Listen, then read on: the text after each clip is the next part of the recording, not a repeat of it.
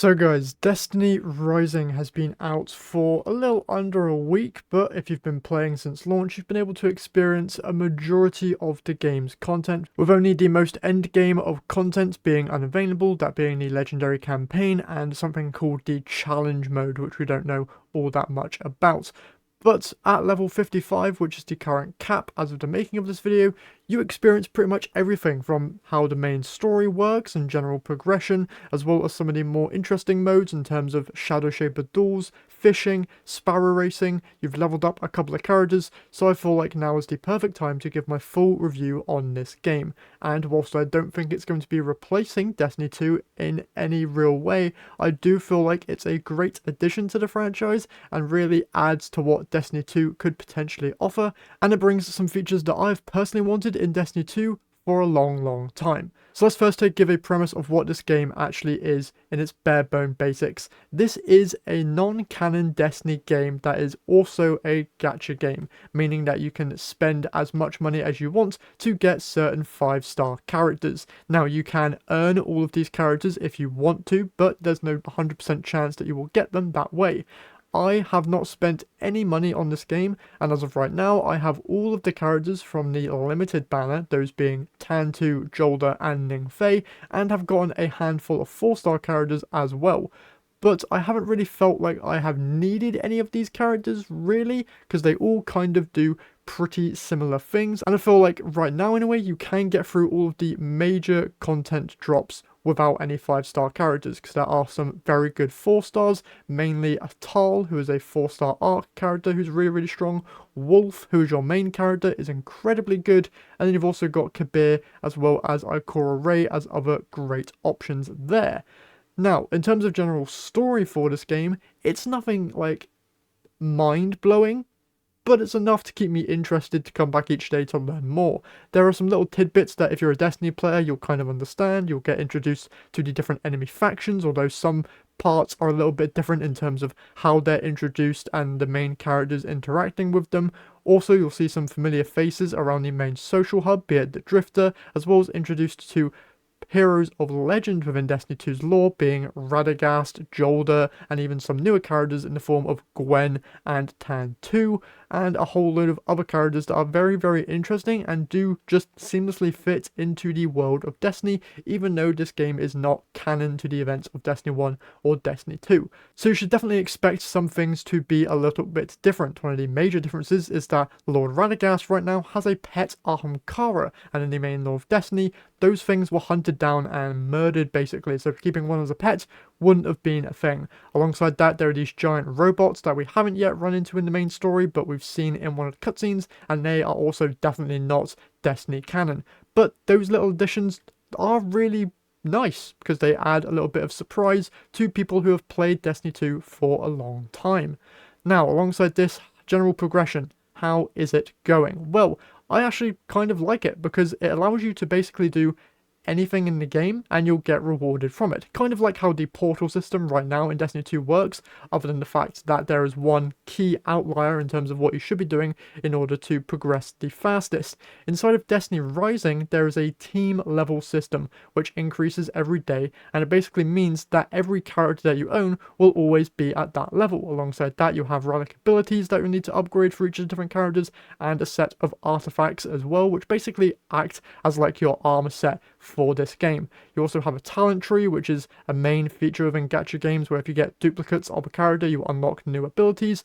But most of those things aren't really all too important. The main things you're going to be needing to upgrade throughout the game are, of course, your relic abilities and your artifacts later on, and then also acquiring different weapons, which some might be familiar in terms of base design, but there are also completely new and unique ones.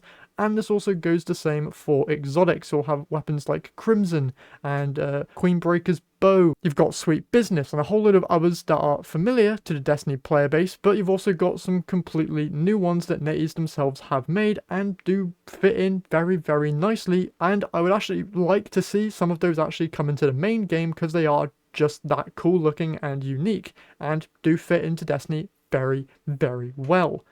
Alongside just general progression, some of the other key things that you'll be running into are features that Destiny players have been asking for a while. One of them being fishing, which we did get during Season of the Deep, but that was removed when the season ended.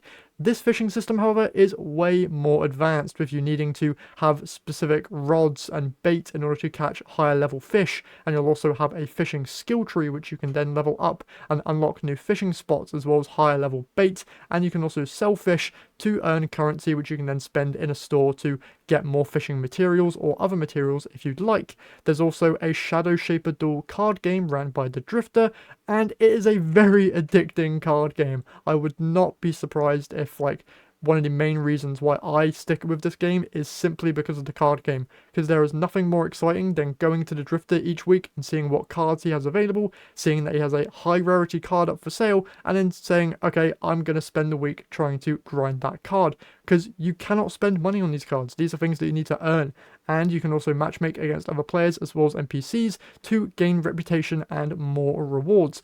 It's a very addicting game.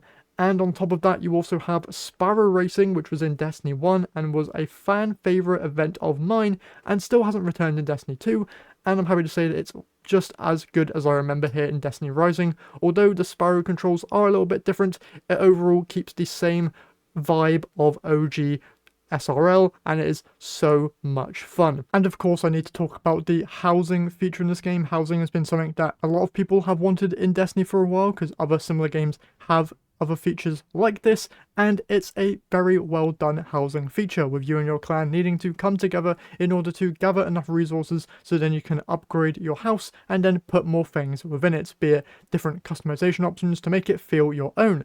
Then you can also decorate the outside of your house, so you can put stuff in like your front garden to make it your own, and your main base itself does change in design the higher level you go. Now some of these resource costs are a bit high in my opinion, but if your clan is active enough, you should be able to gather enough resources to level up that thing very, very quickly. I think I'm around rank 3 at the moment, or rank 2.5 with my clan base, and I have to say it's a nice feature just to be able to go in and customize a housing space. But if you don't want to do any of that housing stuff, just being a part of a clan does net you some free rewards, which is very, very helpful. And on top of all of those fun new modes, there's also titles you can earn by doing different challenges within those modes, being it complete SRL matches in under 2 minutes, or catching higher rarity fish, or defeating a certain amount of players in the card game. These features are something that I've very much wanted in Destiny, so seeing them implemented into the mobile game at least is going to easily be one of the main reasons why I stick around. Now, one of the major downsides of this game is, of course, it is a gacha game through and through. 5-star characters are going to be much, much better than your 4 stars. Now, at the beginning of this game, you are flooded with different currencies in order to get those characters, but you're not guaranteed to get any character. So that can be one of the main downsides of this game, with many Destiny players expecting nowadays to be able to get everything. You are not going to be able to do that in this game. So if you go in with that expectation, you shouldn't be too disappointed, but if your RNG isn't the best, then you might run into some issues, at least later on. As for me, like I've said, I am completely free to play and have a good majority of 5-star characters. So if luck is on your side, you should be running into a decent amount of 5 stars and be able to enjoy the game as well as get a good understanding of how these different characters play. Now if you end up spending a whole load of money on this game, you can avoid that issue, but many people, I'm assuming anyway, aren't going to be doing that. But like I've said, you are flooded with currencies, so you should be able to get a decent amount of 5 stars. Now you aren't guaranteed which ones you get, obviously, but if you get duplicates, that's okay, because you can then just power up the other characters that you've already gotten, which is a kind of okay feature that these gacha games have to kind of loosen the blow of getting a duplicate character. And some other downsides that I personally have is the time gate on the main story. Now this time gate is removed daily, and every day there is a brand new level cap, and you need to go beyond that level cap in order to progress through the main story. This really, really sucks as a person who just wants to experience the full story of a game in a set amount of hours, but it kind of does help in a way because it allows you to fully understand the game's core systems, and it helps limit how many things you're introduced to so you are not overwhelmed. I feel like one of the easiest mistakes that could have been made with this game is that they unlock everything for you and then you are just overwhelmed with how many different game modes and features and menus there are in this game. I had to make an entirely different video going over what all the menus did because there were just so many, and I myself was just getting lost on where things were. So That is one of the other major downsides, alongside some of the other stuff that it just being a gacha game has by default, with the amount of currencies needed, the amount of menus, the amount of money that you can spend in order to get quite a large advantage in terms of just acquiring higher tier or exotic weapons, getting characters. All that general gacha game luggage is here in this game, and it really, really does not feel great.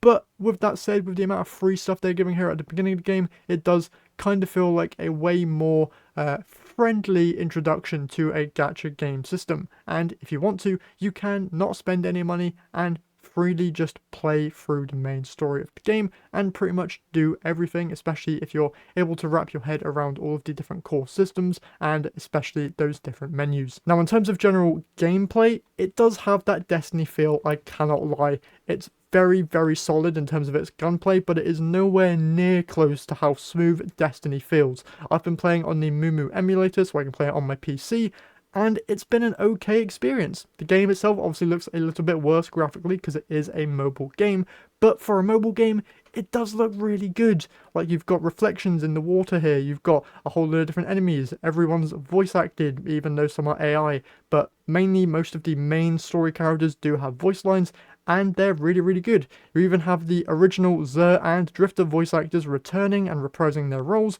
which is really cool to see. Now, one of the major things that I don't like is that the animations do look a bit stiff with the characters, so Drifter's voice doesn't really match the expression that the animators gave the character in-game, which can be a bit weird, and also AI voice actors suck. So some of the random NPCs you'll be running into in Haven will just randomly start talking to you, and there are some times in the main story where some AI voice actors are used, and it is kind of funny and also does take you out of the game a little bit, so I'm really hoping that those can be replaced with proper voice actors soon. I heard that during the beta those were placeholder, so I'm assuming that once they hire voice actors, or maybe when important characters get added to the story, their AI voice actors will be replaced with actual humans. But overall, AI voice actors suck and I hate them and I want them out of this game. Other than that, it's a really fun game overall. Like I've said at the beginning, this is not going to be replacing Destiny 2. It might be a good alternative to play for a while, but if you're looking for a really high polish, end game worthy, grindy game, Destiny Rising isn't going to be there for you. But if you want something that you can play for a couple hours each day and have a fun time doing so, Destiny Rising is a great game to pick up. Now, am I going to be sticking with this game? Yes, I've really been enjoying it, but is it going to be replacing Destiny 2 for me? No, and that's mainly due to the stellar gunplay that is inside of Destiny 2 currently. Although the state of the game right now isn't at its best, you cannot deny that the gun feel and just overall feel of that game is top notch, and even compared to Rising, it's still really, really good. Alongside that, build crafting and loot acquisition and desirable loot is way more interesting. Now, you can get like mythic tier and exotic tier loot from doing pretty much anything in the game. I've been getting mythic tier loot from just doing races on SRL tracks, and also winning against people in the Shadow Shapers dual card game, which is funny to say the least. But these weapons all do feel kind of the same, whereas in Destiny 2, they all have their unique feel, which I'm guessing cannot be translated due to the fact that it is a mobile game. But overall, I would recommend this game to Destiny people if you are looking for a fresh Destiny game to play. If you're not liking the current state of Destiny 2, Destiny Rising is a great game to jump in and have a fun time with. But just don't be expecting anything major in terms of story details, really. Don't be expecting you to fall in love with any of the particular loot. While some of it may look cool and unique designs are always nice, in terms of gun feel, they all do feel pretty much the same, and some perks and stuff are also taken out of Destiny 2, although there are some additional new ones that kind of just increase damage or increase reload here and there. But overall, Destiny Rising is a great experience, and you guys should definitely try it out. Now, I do expect this game to receive regular updates like brand new characters. We already know that Estella is on the way, I believe sometime this month, so there'll be a ton of content for you to play if you plan on playing this in the long term, or you can just come and go as you please whenever newer content arrives. With that said though, that is my full review here of Destiny Rising. Overall, been really enjoying my time, going to be sticking with it as long as there's content to play, but once Destiny 2's Ash and Iron update comes around, I'll obviously be hopping back into there alongside the Renegades expansion, because like I've said, this game does not replace Destiny 2 in any major way. But it does definitely shine a light on some of Destiny's downsides, especially when it comes to unique game modes. So fingers crossed that we can get some of these features, definitely card game and SRL, inside of the main game to kind of revitalize the interest or just the diversity of content within Destiny 2. And before you run into the comment section and say that stuff would be a waste of materials or money, it really wouldn't. It would be a nice system just to add to the game to incentivize people to play anything else than just looting and shooting, in my humble opinion. With that said though, that's all I have for you guys today. Hopefully you guys enjoyed this video. If you did, if you could leave a like and subscribe to the channel, I would very much appreciate it. But with that all said, I'll see you all in the next one.